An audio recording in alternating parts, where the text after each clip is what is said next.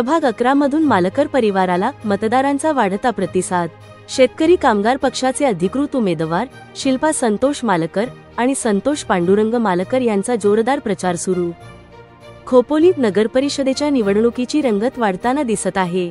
जसजशी मतदानाची तारीख जवळ येत आहे तसतसा उमेदवारांच्या प्रचाराचा वेग वाढताना पाहण्यास मिळत आहे।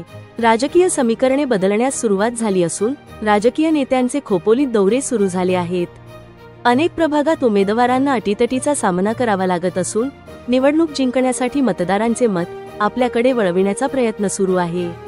खोपोली हद्दीतील प्रभाग क्रमांक 11 हा वाढत्या शहरीकरणाचा भाग असल्याने या प्रभागावर अनेकांचे लक्ष लागलेले आहे। शेतकरी कामगार पक्षाच्या वतीने प्रभाग क्रमांक 11 मधून सर्वसाधारण महिला उमेदवार शिल्पा संतोष मालकर आणि सर्वसाधारण जागेतून संतोष पांडुरंग मालकर यांना अधिकृत उमेदवारी मिळाली आहे। खोपोली नगरपरिषदेचा तगडा अनुभव असून लोकप्रतिनिधी म्हणून चांगली कामगिरी व जबाबदारी त्यांनी सांभाळली आहे।